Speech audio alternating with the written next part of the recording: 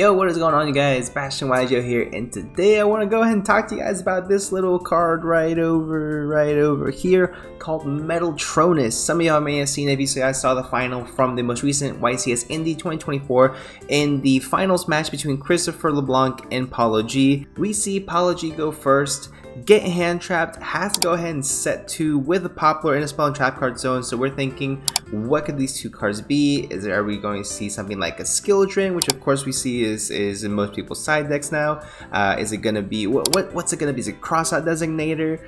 And to most people's surprises, especially my own, it was Metaltronus, which is a card that has risen in popularity most recently because of its ability to work similarly to Crossout Designator, but it not only negates the effect, it gets rid of the monster.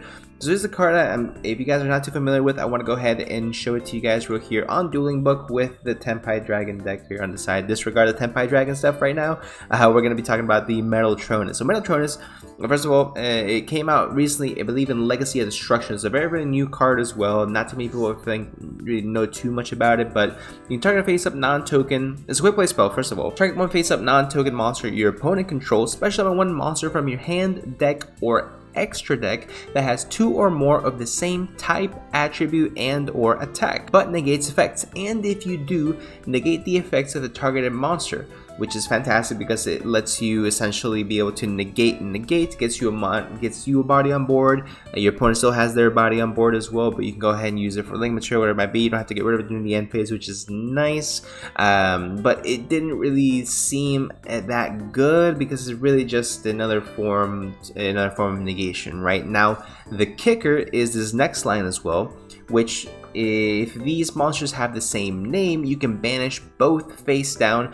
Your opponent cannot activate the targeted monster's effects in response to this card's activation. So anything that would have a type of like response, any type of quick effect, really, basically, this is a phenomenal card to go ahead and play in any mirror match scenario, specifically in a tier 0 format like we currently are. If you guys have not seen my most recent video, which I uploaded yesterday, is really going to show you guys how we are very much in a tier 0 format, with Snake Eye just being by far the best deck of the format. It's no question, right?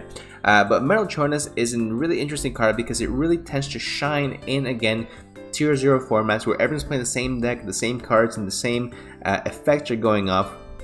This is a really good card to play if you're going first. Just be able to go ahead and negate effects. Your opponent can't activate anything in response to that as far as like with that card. They can use other cards as well, but again, what I do like about Metaltronus is that it lets you have the option, right? So you can either banish both face down, or you can leave yourself with a body on board and leave in case you need it for link material, where if you banish both, especially during your opponent's turn, you're getting rid of that monster on the field, which in a link-based format, which it very heavily is, you are plussing so heavily off of negating the effect and also being able to banish cards face down, especially monsters on the field, because now they cannot be used as link material. So that means if you're getting rid of, especially in this scenario, right, if you're getting rid of the Diabell Star, that means that now your opponent has no access to go into dark, which means they can't rip a card from your graveyard, which I don't know if that's exactly what Christopher LeBlanc obviously was thinking in this scenario, but we're thinking down the line, trying to think of the applications it could be, right? Gets a monster off the field, maybe that's the one monster you need to go ahead and go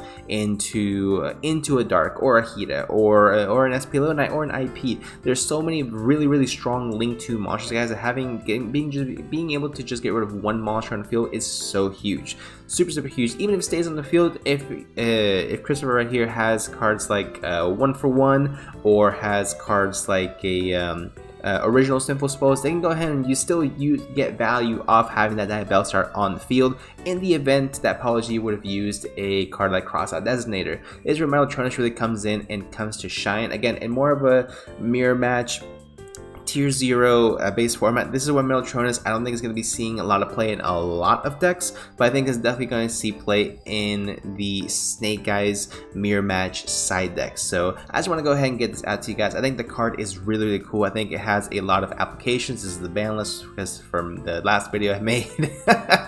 And this is the YCS coverage if you guys are curious about me BSing about the the tier 0-ness of this, right? So I just want to go ahead and show this to you guys, make sure you guys understand that this card is out there. This card is really, really good, honestly, but again, it's not a card you're going to be slapping in every single side deck. It's a card that's going to be very, very specific, but I think it has a lot of really good applications, like I said, especially everyone not using the same deck, but also the same engines as well. A Lodius engine, which is also really, really strong as well.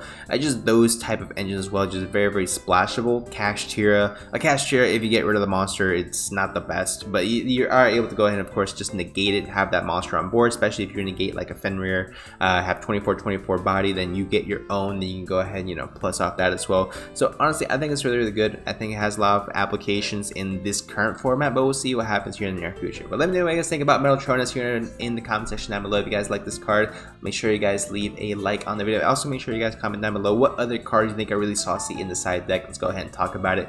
But without further ado, hope you guys enjoy, and I'll see y'all in the next one.